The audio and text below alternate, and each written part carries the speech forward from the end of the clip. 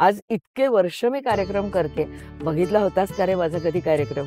आज आई चुकेल कशी ह्याच्यासाठी तरी बघितलास की नाही? वाह! तसा हसला, खायला काही मिळेल का? म्हटलं बघते आधी, मॅसॅच्युसेट्सचं खूप दुःख आहे. त्यातनं बाहेर आले तर देते तुला काहीतरी खायला. 2.5 वर्ष लिहित होते. कौरव, पांडव ही सगळी माणसं माझ्या घरी यायची. वो कृष्ण आकर चले गए आप कहाँ थे? असं म्हणजे माझ्याशी भांडत माझ्या वॉचमनने मला विचारलेलं आहे. तुम्हाला पंजाबी शैलीत बोलणारी द्रौपदी चालते, पण आमची मराठी शैलीत बोलणारी द्रौपदी तुम्हाला का नाही चालत? आपली कुणाला तरी आठवण होते आणि आपल्याकडनं कुणीतरी काहीतरी नवीन करून घेतं. यातला आनंद काही वेगळाच आहे. सुसंवादिनी सुमंगला तू.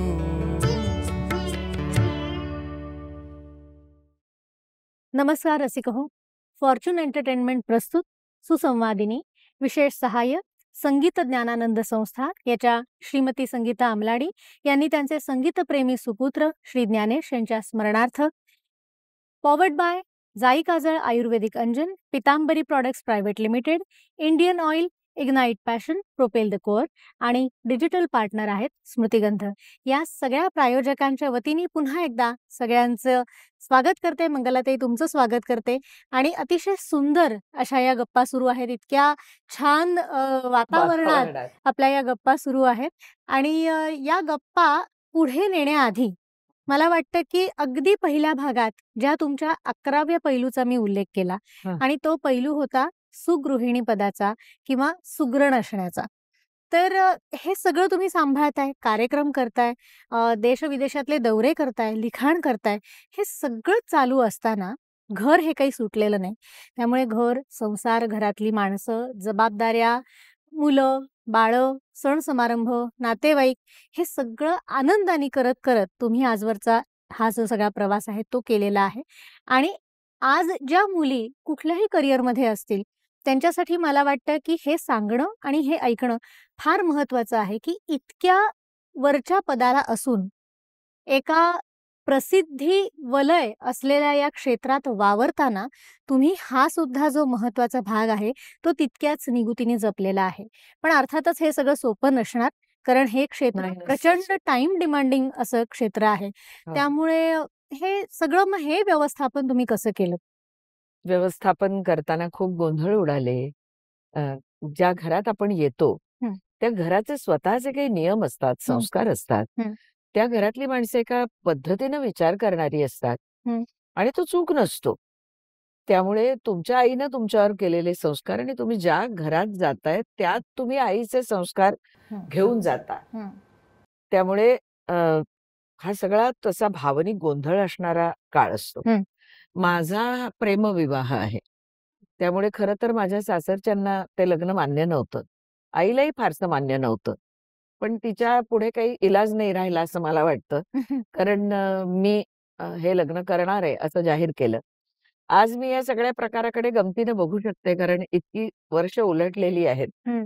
पण माझ्या सासूबाईंनी अक्षरशः आपल्या मुलाला धमकी दिली होती की तू जर या मुलीशी लग्न केलंस तर मी नक्की जीवाचं काहीतरी बरं वाईट करून घेईन. बापरे, बर. मागची विहीर जवळच आहे अशी धमकी दिलेली होती.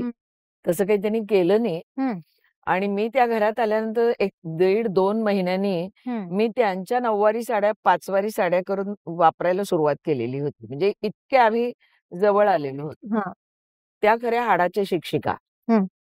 त्यांचे स्वतःचे घर चालवण्याचे नियम आणि या घरामध्ये सगळ्याच सुगरणी.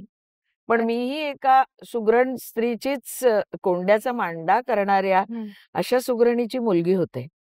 त्यामुळे आपण म्हणतो ना नितांत गरिबी असते. मला तो शब्द का वापरावासा वाटला की त्या गरिबीला काही पर्याय नसते.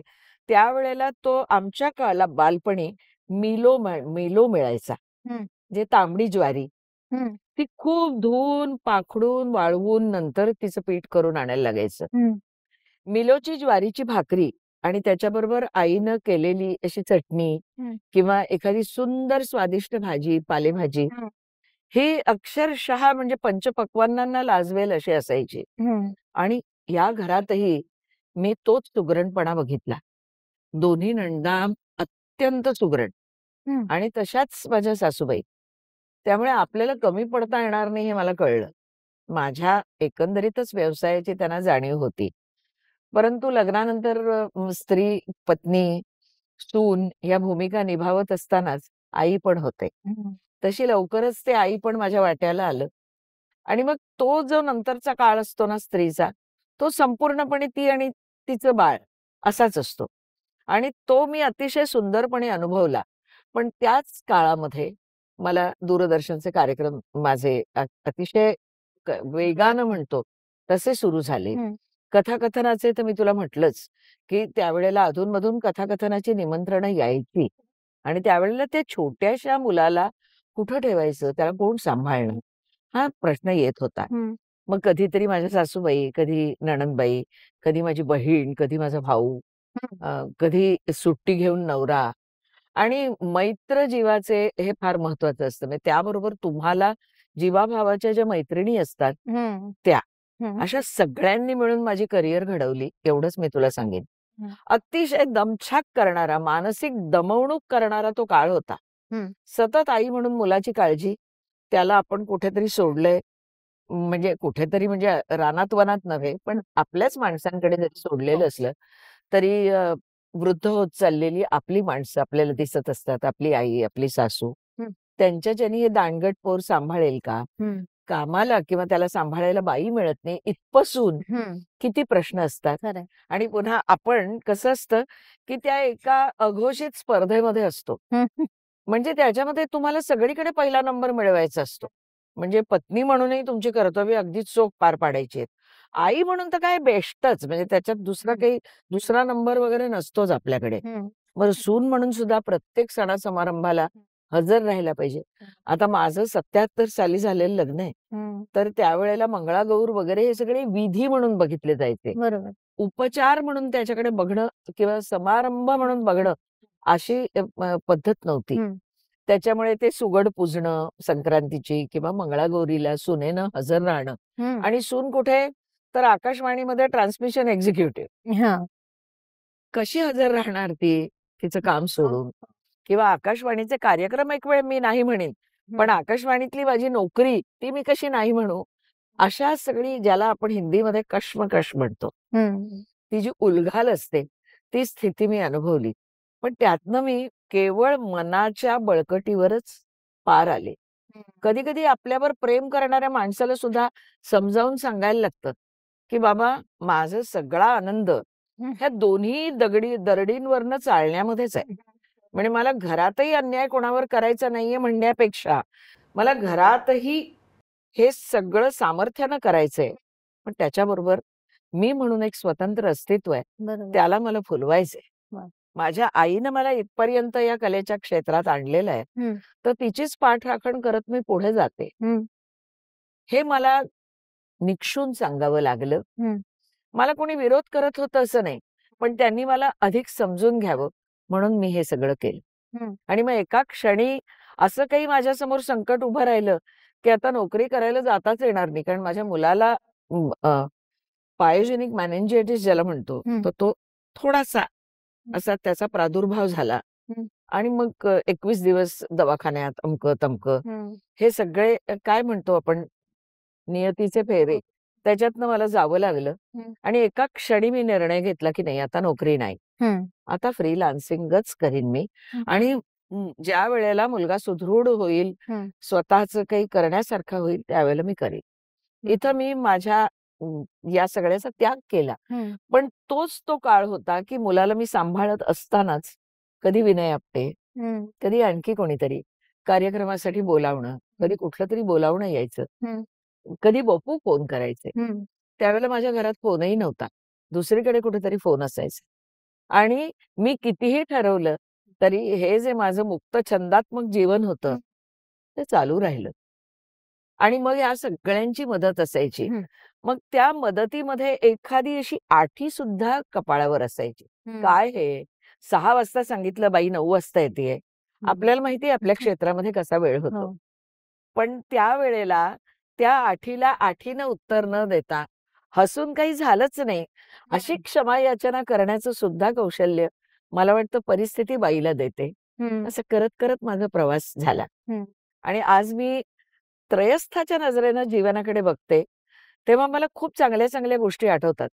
म्हणजे माझ्या एकपात्री कार्यक्रमाला आपल्याला पायाला चालायला त्रास होतो, तरी सुद्धा 100 कार्यक्रमांना हजर राहणाऱ्या माझ्या सासूबाई. बर. तू ते मेजवानी परिपूर्ण किचनमध्ये दाखवतीस ना, ते शेंगांचं भरीत आपल्याला करायचंय ना घरी. ते किंवा मस्त ते होतं मंगलाताई. मी त्याच दिवशी तुमच्याकडे खाल्लं. आणि ते अतिशय अतिशय अप्रतिम पौष्टिक चव. आहे. हो, येस. ते करायला पाहिजे. त्यामुळे तुम्ही मेजवानी परिपूर्णचा उल्लेख तुम्ही या निमित्ताने केला. तर जर मी थोडीशी लक्षात ठेवते पुढे तो गेले, प्रश्न. थोडीशी पुढे हां. गेले, पण त्या मेजवानीतले पदार्थ अतिशय उत्सुकतेने बघणाऱ्या माझ्या सासूबाई. म्हणजे मागे विहीर आहे असं म्हणणारे सासूबाईंची साडी घेण्या इतका त्यांच्यावर प्रेमाचा अधिकार निर्माण झाला. यात काय फक्त मीच आहे का? नाही. त्यांचं सुद्धा खूप मोठं योगदान आहे. म्हणजे आपला नातू आपल्याच घरी जन्मावा, वाढावा अशी त्या माऊलीनं खरं तर जिद्द धरली, हट्ट केला. मीही त्याला बळी पडले. पण त्याच्याबरोबरच आपल्या मुलीला जसं 1 महिना खाटेवरनं उतरू देणार नाही, बाजेवरनं उतरू देणार नाही आई, तितक्याच मायेनं त्यांनी माझं केलं. मला एक छान सवय लागलेली आहे आणि ती मी माझ्या शेवटच्या क्षणापर्यंत ठेवणार आहे, की सगळं चांगलं तेच बघत राहायचं. कोणी भाबडं म्हटलं तरी चालेल, बावळट म्हटलं तरी चालेल, कवी राज्यातच या बाईंचा वावर आहे असं म्हटलं तरी चालेल मला.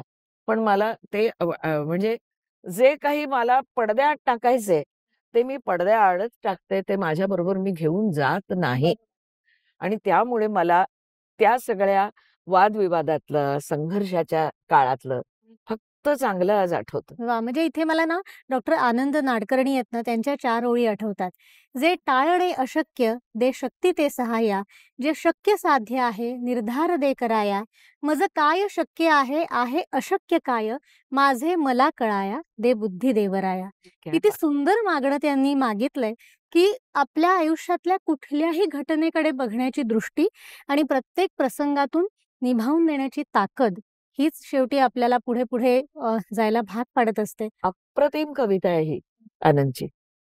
इतकी सुंदर कविता आहे. ती स्त्रीला खरं तर एका अर्थानं जगायला शिकवते. आपण एका भागामध्ये कुसुमाग्रजांची कविता घेतली होती. ती नेमकं याच वळणावर तिला निर्धारानं जगताना कसं जगावं हे सांगणारी होती. बरोबर. त्या काळामध्ये मी कथाकथनाचे कार्यक्रम खूप करत होते आणि मग मुलाला बापूंकडनं तुम्ही कुठल्या कथा हो. सांगायचात? मुलासाठी एक वेगळीच कथा होती. ती कथा गाडी होती. म्हणजे त्याच्यामध्ये मी एक काल्पनिक असं एक व्यक्तिरेखा उभी केली होती. चिंटू. आणि मुलाकडनं जे हवंय ते सगळं चिंटू आईनं न सांगता करायचं. बरोबर. आणि मग माझ्या मुलाला चिंटू हा मित्र इतका आवडलेला होता, की आज मग काय केलं चिंटूनी? असं तो विचारायचा. आणि त्याप्रमाणे मग चिंटूची कथा पुढे जायची. तर अगदी फ्रीलान्स स्टोरी होती ती. मला वाटतं प्रत्येक आईकडे ती माझ्या कहाणी गोष्टीत असते. राजू आणि बंटी असायचे. तो राजू हो कायम का? चांगला मग असायचा आणि आमच्याकडे बंटी कायम बंटी खोडकर असायचा. आमच्याकडे बंटी म्हणून बंटीचा मित्र चिंटू होता. आणि मग चिंटूची एक छोटी मैत्रीण पण होती. तिला अशा 2 शेपटीसारख्या वेण्या होत्या तिच्या. तर तो म्हणायचा, "कुठे? माझ्या तर सगळ्या मैत्रिणींचे केस कापलेले होते." म्हटलं, "नाही, पण हा चिंटू आहे ना, तो जिथं राहतो तिथं एक आहे तशी ती. तिच्याकडे वेण्या आहेत तशा 2 त्या." तर त्याच्यामुळे ते सगळं व्यक्तिचित्र उभं करायचं आणि त्यात त्यांनी निजून जायचं. हा एक आईपणातला सुरेख भाग होता. पण माझ्या खोड्या काढल्यात? सगळ्यांनी अगदी प्रचंड. 1.5 वर्षाच्या मुलांनी मला शेजारणीबरोबर गप्पा मारत असताना माझ्या दारातनं धक्का कसा काय देऊ शकला? मला आजही पडलेला प्रश्न आहे. बहुधा मी तुझ्या सारखीच अशी असणार ती. त्यामुळे आणि बेसावध. आणि त्यावेळेला स्वयंपाकघरामध्ये स्टोव्हवर हे होता, कुकर होता. गॅस संपलेला होता. आणि माझ्या जिवाचा थरकाप उडाला, की आता या क्षणी यानं दार बंद केलंय, कसं होणार? पण माझ्या समोर राहणारे एक सरदारजी कुटुंब आहे. तर ते काय म्हणूया स्टंटची कामं करायचे, स्टंटमनची कामं करायचे. म्हणजे कितने आदमी थे, 3 सरकार. ते पहाडावर 3 बसलेले असतात ना, त्यातले अगदी एक्स्ट्रीम लेफ्ट ज्याला म्हणतो, अगदी डाव्या बाजूचे, ते आमच्या समोर राहायचे. बर. तर त्याच्यामुळे त्यांनी वेळच घालवला नाही. ते सर, सर, सर, सर चढले दुसऱ्या मजल्यापर्यंत. बापरे. त्यांनी आतून ती कडी उघडली आणि माझा मुलगा आराम खुर्चीवर बसलेला होता शांतपणे आणि तो स्वयंपाकघराकडे फिरकलेला नव्हता. हं. तोपर्यंत अनंत मरणे जगावी कशी ते मी शिकले. आणि तुमच्या कार्यक्रमांमध्ये रस घेतला का त्यांनी कधी? नाही, रस नाही घेतला. पण माझी यथेच्छ टिंगल मात्र एकदा त्यांनी केलेली आहे. त्यावेळेला तो मुलगा मोठा झाला होता आणि त्यावेळेला माझा सप्रेम नमस्कार किंवा तो जो कार्यक्रम होता, लाईव्ह असायचा कार्यक्रम. दूरदर्शनवरचा. हो. हं. दूरदर्शनवरचा, सह्याद्री वाहिनीवरचा आणि त्याच्यामध्ये बऱ्याच रेकॉर्डेड गोष्टी हं. त्यांचं दर्शन असायचं आणि त्याच्याबरोबर मध्ये-मध्ये काही मुलाखती असायच्या. साहित्यिक बाळ सामंतांचे सुपुत्र हं. जे मॅसॅच्युसेट्स युनिव्हर्सिटीशी म्हणजे हं. संलग्न आहेत, हं. त्या काळात होते. हं. तर ते येणार होते आणि त्यांची एक 12 मिनिटाची मुलाखत मला घ्यायची होती. हं. हे मला कळलं कधी? तर दुपारी आता निघायचंय त्याच्या तासभर आधी कळलं. हं. आणि हा फोन नंबर तुम्ही त्यांच्याशी बोलून घ्या. तसं मी बोलले त्यांच्याशी. हं. हे माझ्या मुलानं ऐकलं असावं. हं. त्यावेळेला असेल तो 9वी 10वी हं. असा. म्हणजे खोड्या काढण्याचं, टपल्या मारण्याचं वय असतं ना, त्या वयातच होतं. तर तो असा सोफ्यावर बसला होता. मी तयार होऊन निघाले आणि तो मला म्हणाला, "आज काय सप्रेम नमस्कार का?" तर तो थोडासा उपरोध मला कळला. मी म्हटलं, "हो." तर मी म्हटलं, "ह्याला बहुतेक आपला राग येत असेल हं. किंवा आई सारखी जाते या गोष्टीचा मुलांना राग येतो आणि ते हो. वेगळ्या-वेगळ्या रीतीनं व्यक्त करत असतात. हं. तसं करतोय. मग आज काय मुलाखत आहे का? तो म्हटलं, "हो रे." मी त्याला सांगायला लागले. म्हटलं, "असे-असे गृहस्थ आलेत मॅसेच्युसेट्सहून." तर म्हटलं, त्यांची मुलाखत घ्यायची." तो असं एकटक माझ्याकडे बघत म्हणाला, "आज तुला सांगू, तू मॅसॅच्युसेट्स हा शब्द चुकणार. लाईव्ह कार्यक्रमात चुकणार." मी म्हटलं, "हा माझा सख्खा मुलगा की कुठल्या जन्माचा वैरी म्हणजे लाईव्ह कार्यक्रमात आपल्या आईनं चुकावं अशी अपेक्षा बाळगणारा." म्हटलं, "काय तरी काय? हं. बघ तू चुकतेस की नाही. हं. नजरअंदाज कर दिया." त्याच्याकडे लक्ष दिलं नाही. मी आले, कार्यक्रम सुरू झाला. ते आले, त्यांच्याशी बोलणं सुरू झालं आणि मला पटकन सोफ्यावर शेठजीसारखा बसलेला माझा मुलगा मला दिसला हं. आणि त्याचं बोलणं आठवलं आणि मी चक्क लाईव्ह कार्यक्रमामध्ये कधी न चुकणारी मॅसॅच्युसेट्स हा शब्द चुकले. मॅसॅ असं काहीतरी म्हटलं आणि स्वतःवर प्रचंड रागवले. बरं सगळं आटपून मी घरी आले. हं. त्यावेळेला पुन्हा महाशय तिकडे सोफ्यावरच बसलेले. हं. चेहऱ्यावर विजयाचं हसू. म्हटलं, "हा काय प्रकार आहे आज? आज हा कुठला रंग बघते मी माझ्या मुलाचा?" हं. मला म्हणाला, "सांगितलं होतं तसंच झालं की नाही? चुकलीस की नाही मॅसॅच्युसेट्स?" पटकन मला त्याला सांगायचं होतं, की असं बोलत जाऊ नको रे. पण मी त्याला तसं न बोलता म्हटलं, "किती बरं झालं. आज इतके वर्ष मी कार्यक्रम करते. बघितला होतास का रे माझा कधी कार्यक्रम?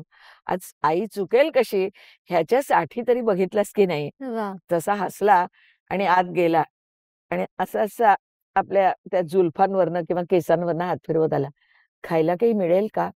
म्हटलं, "बघते आधी मॅसॅच्युसेट्सचं खूप दुःख आहे. त्यातनं बाहेर आले तर देते तुला काहीतरी खायला." असं मुद्दाम म्हटलं. माझ्या मुलानं मला जेवढा त्रास दिलाय, हां. त्याच्यापेक्षा माझ्या मुलानं आईतल्या कलाकाराला समजून घेतलं, हं. हे मला आत्ता महत्वाचं वाटतं. हं. आज मुलं जेव्हा वाट्टेल ते बघतात, त्यावेळेला सुद्धा मोबाईल हळू येत होता. म्हणजे हं. तो लहान होता तेव्हा नव्हता मोबाईल. पण नंतर यायला लागला. पण वेगळ्या वाटेनं जाणारे बरेच मार्ग होते की त्याच्यासमोर. हं. पण तरी देखील त्याला नेमून दिलेला अभ्यास, त्याला नेमून दिलेलं अवांतर वाचन, हे सगळं तो करायचा आणि मग त्रास द्यायला जर आई समोर नसेल, तर समोर जे गिऱ्हाईक भेटेल, त्याला मग त्रास द्यायला सुरुवात असायची. म्हणजे जर माझी आई त्याला सांभाळत असेल, तर तो असं एक मेणबत्ती तेवत ठेवायचा हं. आणि एकाग्र चित्ताने त्या मेणबत्तीकडे बघत बसायचा. आणि आई म्हणजे आपली आजी बघते असं वाटलं, की तो वेगवेगळ्या मुद्रा करायचा. त्याचं ते रूप बघून माझी आई प्रचंड घाबरायची आणि असेल तिकडे मला फोन करायची. "अगं बंटी कसा तरी वागतोय." आता बंटी माझाच शेवटी मुलगा त्यामुळे मला माहीत काय करतोय?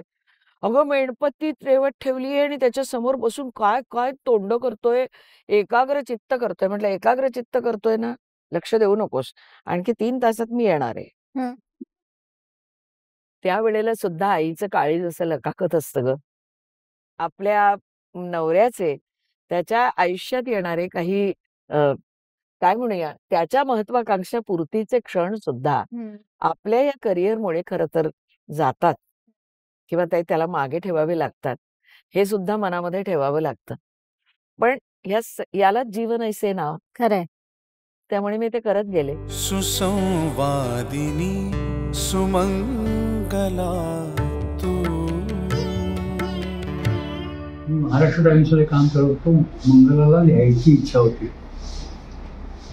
योगायोगाने तो काळ असा होता की रामायण नावाची मालिका नुकतीच गाजून गेलेली होती आणि महाभारत नावाची मालिका नव्याने येते असं वातावरण होतं.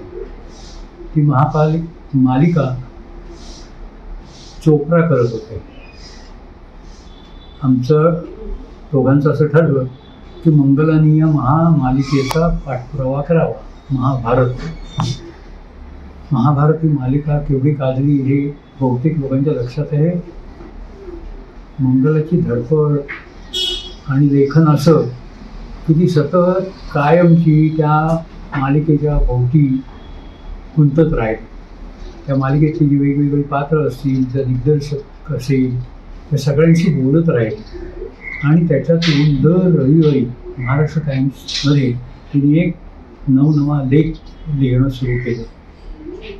म्हणजे ती मालिका जेवढी गाजली तेवढंच मंगलाचं हे लेखनही गाजत गेलं. तिची जी धडपड होती, लेखनावर मेहनत करण्याची जी शक्ती होती ती अपार होती.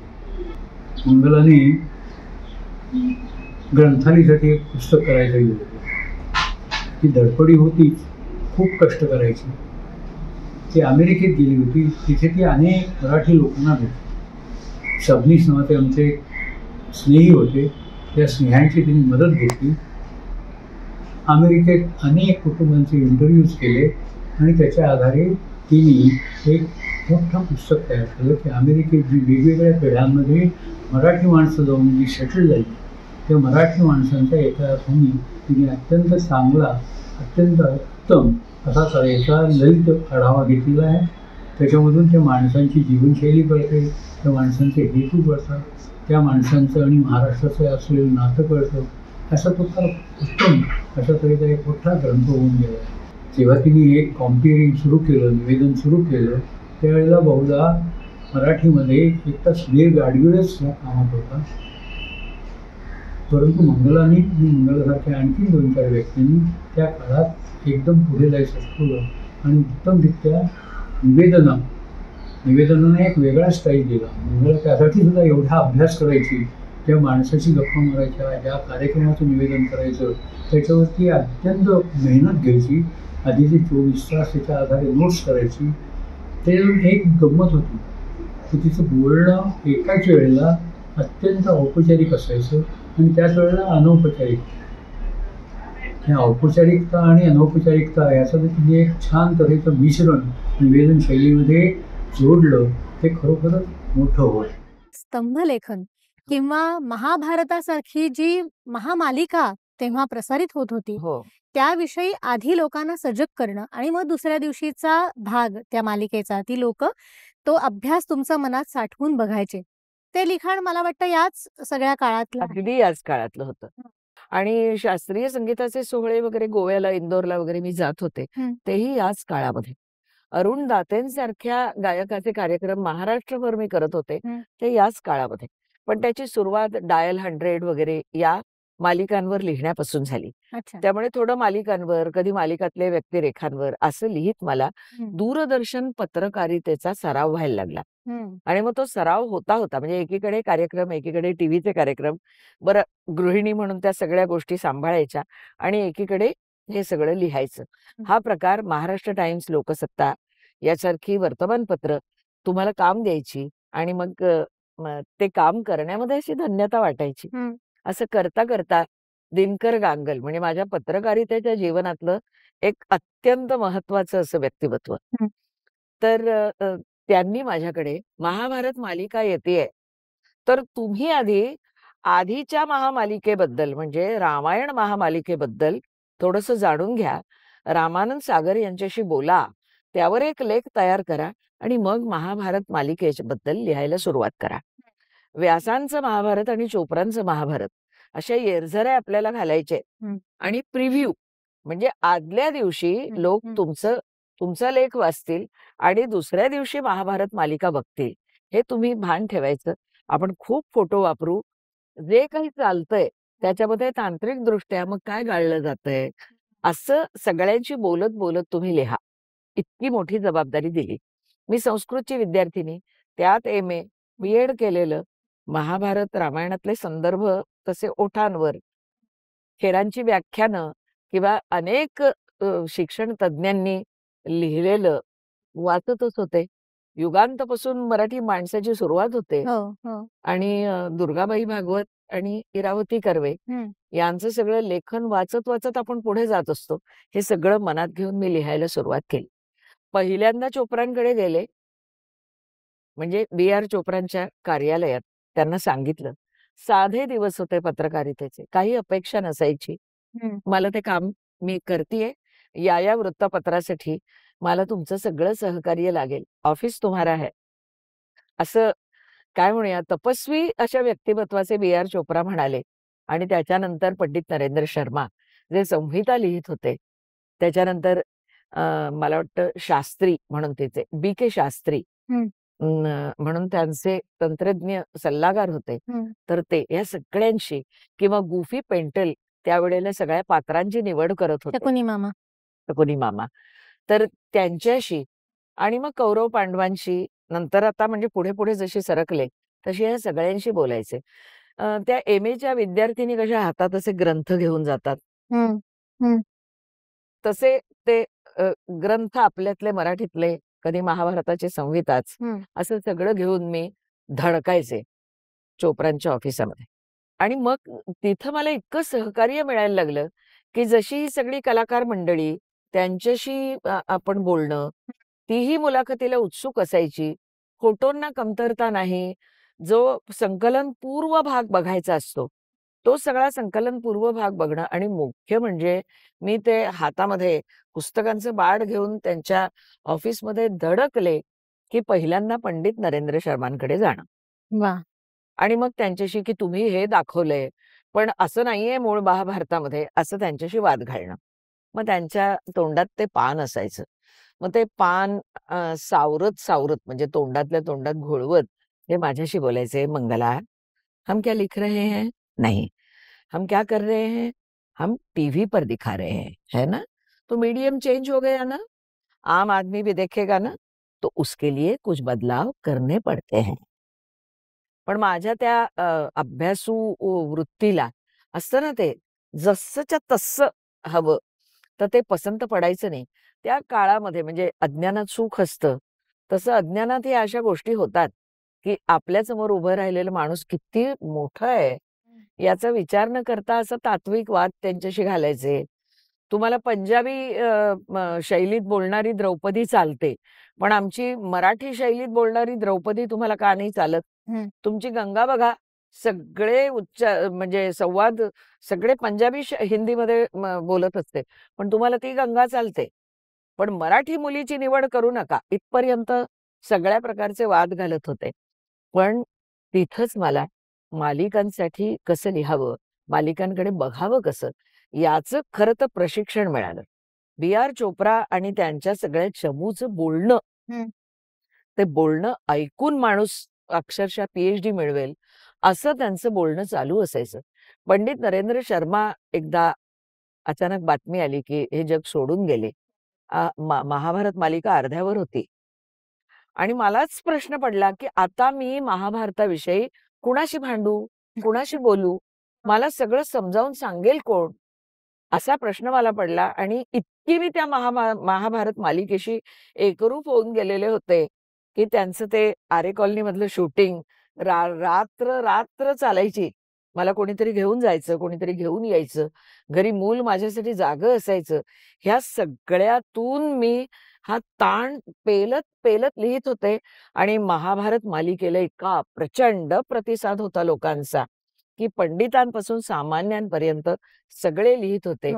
त्या पत्रांमध्ये एकदा एक पत्र असं आलं, ज्यांनी आपल्या दिनकर गांगलांना म्हणजे महाराष्ट्र टाइम्सच्या पुरवणीच्या संपादकांना असं लिहिलं होतं, की कुणातरी विद्वानाच्या हाती हे द्यायला हवं होतं. या आत्ताच्या निवेदिकेकडे हे एवढं मोठं आर्टिकल देऊन तुम्ही नेमकं काय मिळवताय? आणि ते माझ्याकडे आलं आणि मला असं वाटायला लागलं, की बरोबर आहे. महाभारतावर अधिकारवाणीनं लिहिण्याचा, बोलण्याचा अधिकार असलेली महाराष्ट्रात खूप माणसं असतील. मी त्या तुलनेत कोणच नाहीये. मग मी याला योग्य आहे की नाही असा प्रश्न उभा राहिला आणि ते पत्र घेऊन मी दिनकर गांगलांकडे गेले. म्हटलं, हे पत्र आपल्या सगळ्या पत्रांमध्ये आलंय. ह्यातला मुद्दा बरोबर असेल तर मी आता लिहित नाही, याच्या पुढे दुसरं कोणीतरी लिहू दे. दिनकर गांगल माझ्याकडे अजिबात हळवेपणानं, समजुतीच्या नजरेनं, काहीही न बघता आपलं काम करत म्हणाले, तुम्हाला लिहायला कोणी सांगितलंय? मी. निर्णय कोणाचा आहे? माझ्या वर्तमानपत्राचा, महाराष्ट्र टाइम्स. तुम्ही लिखाण करण्याचं काम करा ना. ते पत्र तुमच्यासाठी नव्हतंच, चुकून गेलं तुमच्याकडे. लिहा की तुम्ही. लिहायला लागले. 2.5 वर्ष लिहित होते. कौरव, पांडव ही सगळी माणसं माझ्या घरी यायची. मग माझा वॉचमन सुद्धा सांगायचा, परसों दुर्योधन आके गया, आप कहाँ थी मैडम? मतलब खाने पीने के लिए कुछ लगता है कि नहीं? तो सब्जी लाने के लिए गई थी. परसों देखिए दुशासन आया, अब वो अपने पास में ही रहता है, लेकिन वो द्रोणाचार्य आए थे, आप थी नहीं. असे ते आमचे वॉचमन बरोबरचे संवाद चालायचे. आणि साक्षात कृष्ण आला की नाही? हो, वो कृष्ण आकर चले गए, आप कहाँ थे? असं म्हणजे माझ्याशी भांडत माझ्या वॉचमनने मला विचारलेलं आहे. पण ह्या सगळ्यांनी माझी परिस्थिती समजून घेतली. खरं म्हणजे नितीश भारद्वाज स्वतः संस्कृतचा अभ्यासक, त्याची आई संस्कृतची प्राध्यापिका. त्याच्यामुळे ते गीतेत म्हणजे भगवद्गीतेचे जे एपिसोड आहेत त्याच्यामध्ये फिरोज, अर्जुन, ज्यानं आपल्या अर्जुनपणाला जागण्याचा प्रचंड प्रयत्न केला. ही सगळी माणसं जवळजवळ माझे सुहृद होते त्या काळामध्ये. माझ्या घरी येणं जाणं कुठल्याही वेळेला, अभी समय है मंगला जी, आपको जो पूछना है, मंगला जी आपको जो पूछना है पूछिए, असं करत मी लिहित होते. सुसंवादिनी सुमंगला तू. नमस्कार. मंगला जी खाडिलकर, आपको सर्वप्रथम 45 वर्ष मीडिया में बिताने के लिए और सारे लोगों का ज्ञान संवर्धन करने के लिए बहुत बहुत बधाई देना चाहता हूं, अभिनंदन करना चाहता हूं. मंगलाताई खाडिलकर जी से मेरा पहला परिचय तब हुआ जब मेरी माताजी, जो कि विल्सन कॉलेज में साहित्य की, मराठी साहित्य और संत वाङ्मय की जो अध्यापिका थी और HOD थी विल्सन कॉलेज में, तो किसी कार्यक्रम के संदर्भ में मंगला जी से मुलाकात हुई और उसके बाद महाभारत हुआ. महाभारत हुआ अर्थात महाभारत नाम का धारावाहिक आया, जिसके माध्यम से मेरा जीवन ही सौभाग्य से भर गया. लेकिन महाभारत मालिका जब आ रही थी, धारावाहिक जब आ रहा था, तो प्रत्येक रविवार के दिन महाराष्ट्र टाइम्स में मंगला खाडिलकर नाम से एक लेख आता था कि इस भाग में हम क्या देखने जा रहे हैं, या पिछले भाग में भी क्या दिखाया था, लेकिन मूल महाभारत से थोड़ा सा किस प्रकार से अलग था. तो तब मैंने सही रूप में मंगला जी को जानना प्रारंभ किया. आप यदि उनका करियर देखेंगे तो मंगला जी ने क्रिकेट से लेके सामाजिक जीवन में जो काम कर रहे हैं उनसे लेकर टीवी और फिल्म कलाकार या म्यूजिक कंपोजर्स, पॉलिटिशियंस, इतने लोगों के साक्षात्कार उन्होंने लिए हैं. और उनमें एक जो खूबी है कि जिस विधा के विषय में वो व्यक्ति जाना जाता है, उस विधा का विशेष अभ्यास करके और उस व्यक्ति को ऐसा महसूस कराना कि वो उस विधा के विषय में कितना जानता है. वास्तविक जानती तो मंगला जी हैं, लेकिन ये एक खूबी मंगला जी में मैंने हमेशा देखी और वो आपको बहुत ही एट ईज फील कराती थी. और मेरा भी 1-2 बार उन्होंने इंटरव्यू लिया था, साक्षात्कार किया था, और इतना आनंद आया था. बहुत कम ऐसा होता है जब इंटरव्यूअर आपको वो सही प्रश्न पूछता है या पूछती हैं जो जिसके कारण आपके भीतर जो ज्ञान के मोती हैं वो बाहर निकल कर आते हैं। ये सारी खूबियाँ जो हैं वो मंगला जी में भरी हुई हैं। मंगला जी, आपने महाराष्ट्र और महाराष्ट्र के बाहर के सारे ऑडियंस का बहुत ज्ञान संवर्धन किया है, मनोरंजन किया है 45 वर्ष। इसके लिए आपका बहुत बहुत आभार एक ऑडियंस के नाते मैं करना चाहता हूं और आपको बहुत बधाई देना चाहता हूं। माँ भगवती आपको ऐसी ही प्रज्ञा और स्वास्थ्य प्रदान करे। नमस्कार। अरुण दातेंचे कार्यक्रम महाराष्ट्रात चालायचे। दुसऱ्या दिवशी आदल्या दिवशी छापून आलेलं मी बरोबर लिहिलंय की नाही ते तपासून बघायचं असायचं। मग मी अरू भैयांना म्हणजे अरुण दातेंना आणि बाकी सगळ्यांना सांगायचे, तुम्ही तुमचा नाश्ता आटपून घ्या, मी कुठल्या तरी घरामध्ये जाऊन महाभारत बघते।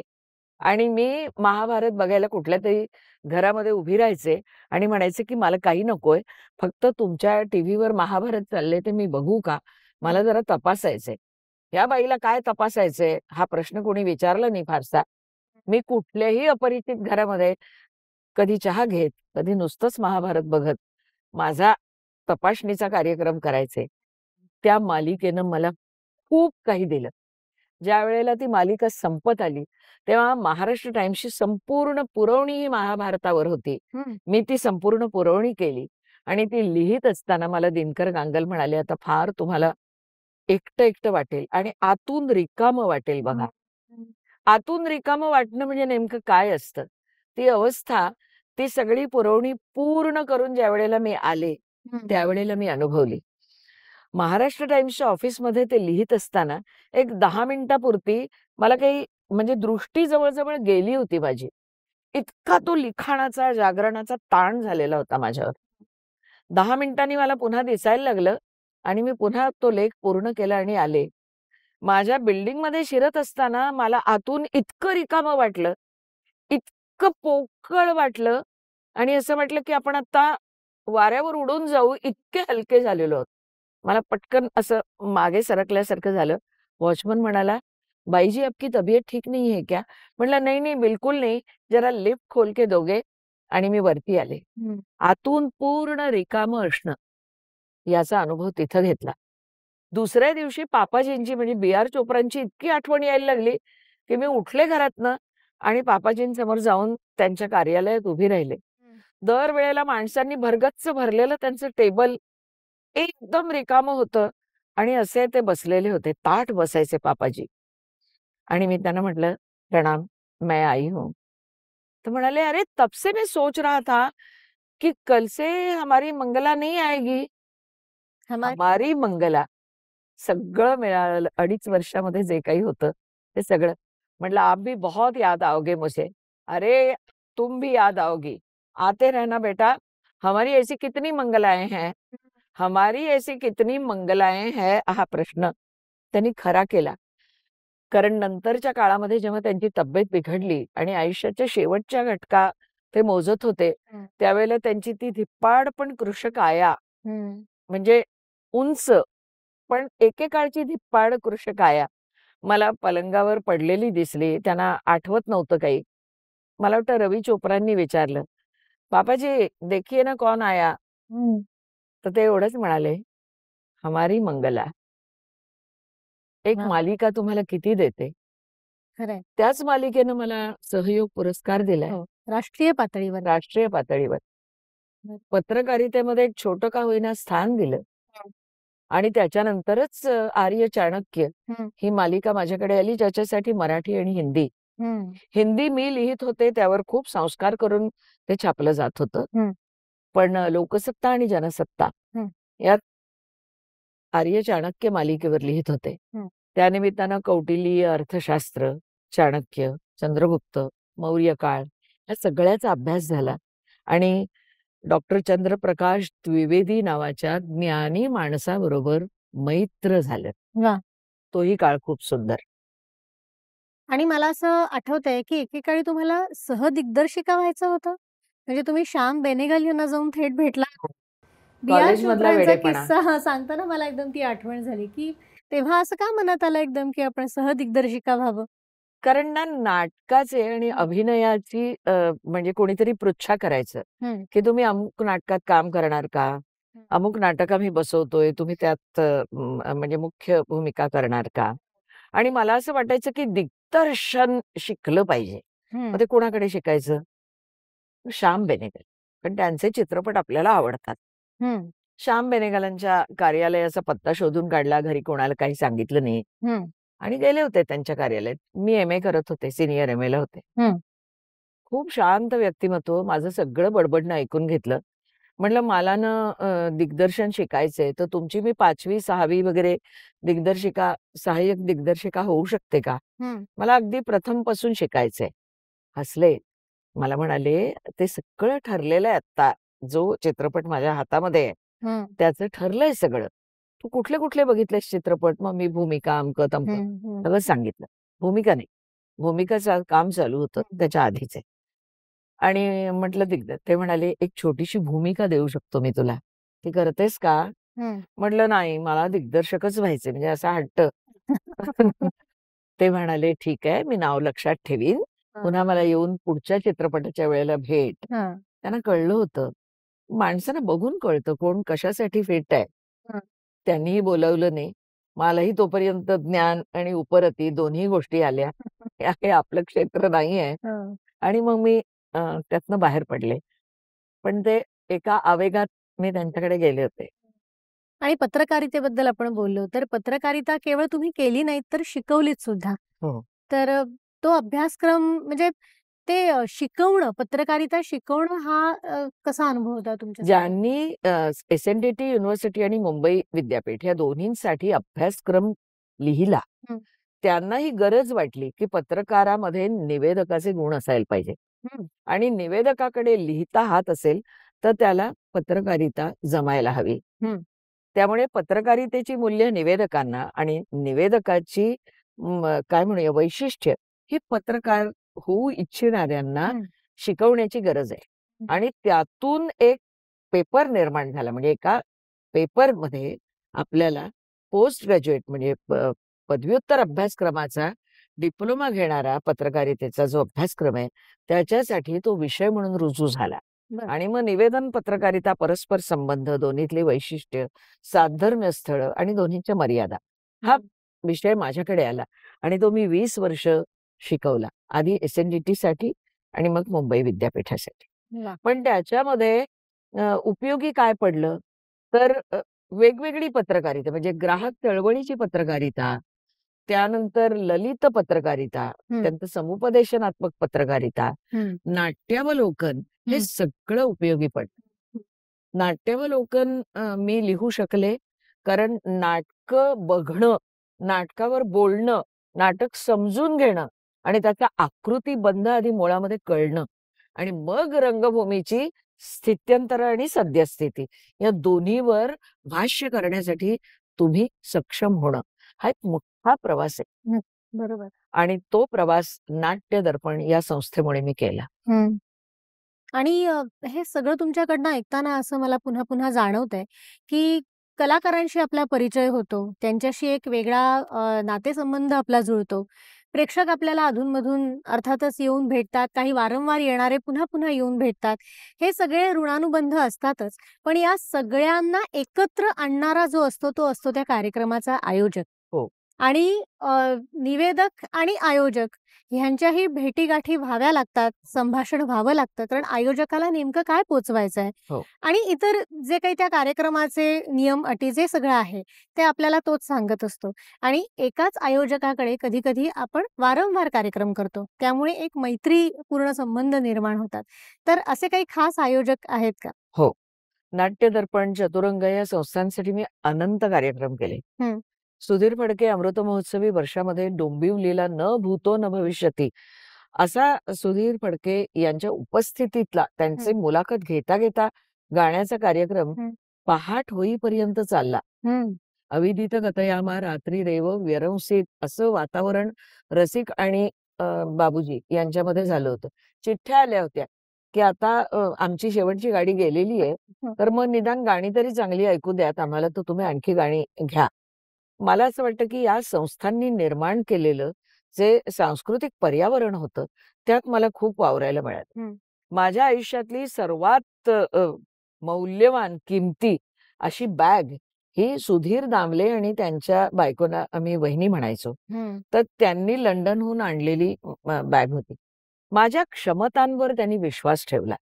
त्या विस्तारू दिल्या आणि जी कामं मला कदाचित अशक्य वाटली असती ती सुद्धा माझ्याकडून करवून घेतली. आणि ते मला असंही सांगायचे, "आत्ता 35 मिनिटाचा कार्यक्रम तुम्हाला दिलाय ना, बाहेर एक नामांकित नट बसलेत." ते म्हणाले, "कोण आहे निवेदनाला?" "मंगलाताई आहेत का?" "40-45 मिनिटं होतील बघा."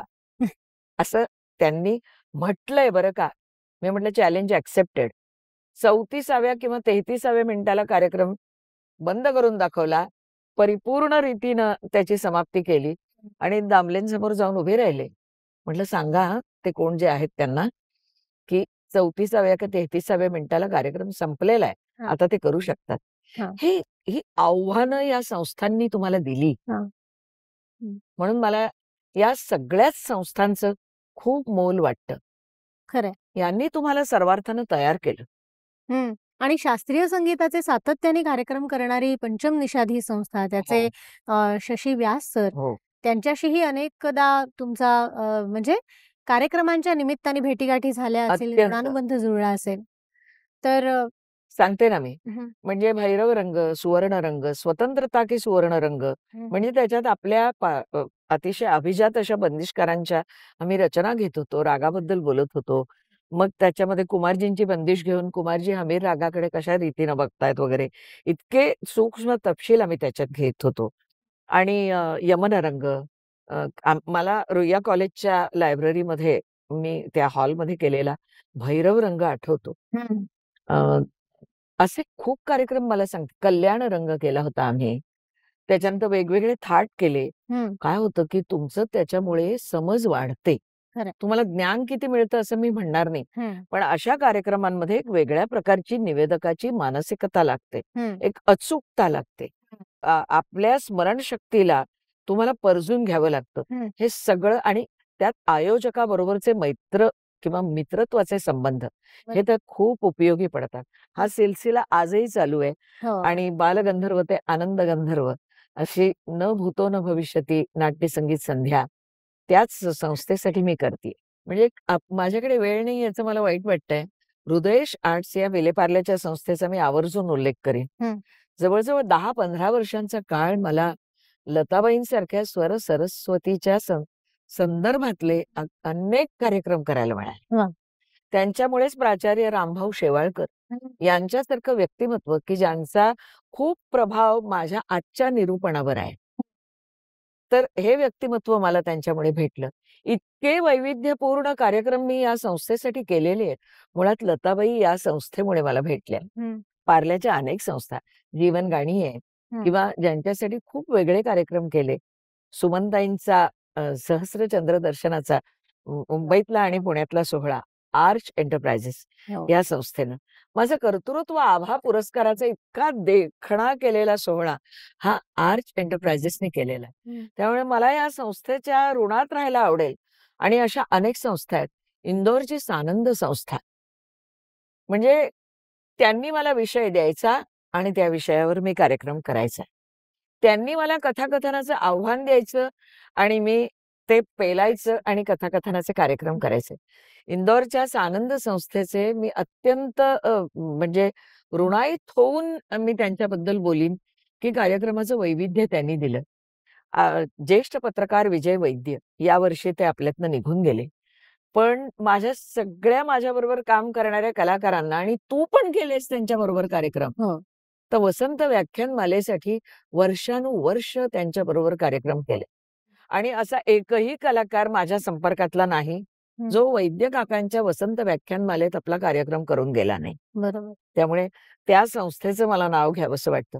महाराष्ट्र सेवा संघ मुलुंड.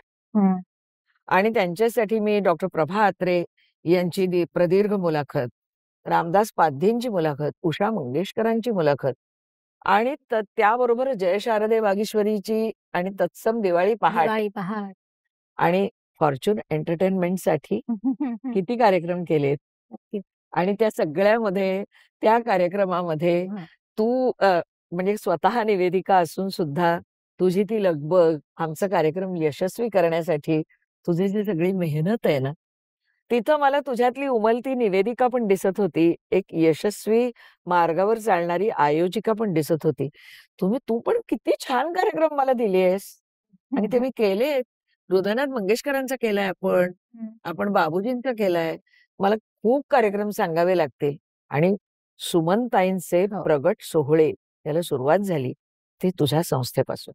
या सगळ्या संस्थांबद्दल मनामध्ये प्रचंड प्रेम आहे रसिको. तशा खूप संस्थांचे उल्लेख हवेत, राहिलेत ते. हं. पण आम्ही अंधेरीकर सारखी खरं तर आम्हीच निर्माण केलेली संस्था. आम्ही सुमन कल्याणपुरांचा पहिला कार्यक्रम त्या संस्थेतर्फे केलाय बरं. आणि अनंत कार्यक्रम केलेले आहेत. जळगावची अशी एक संस्था आहे हं. की त्या संस्थेसाठी म्हणून व्याख्यानांपासून ते प्रदीर्घ मुलाखतींपर्यंत सगळं करत असते.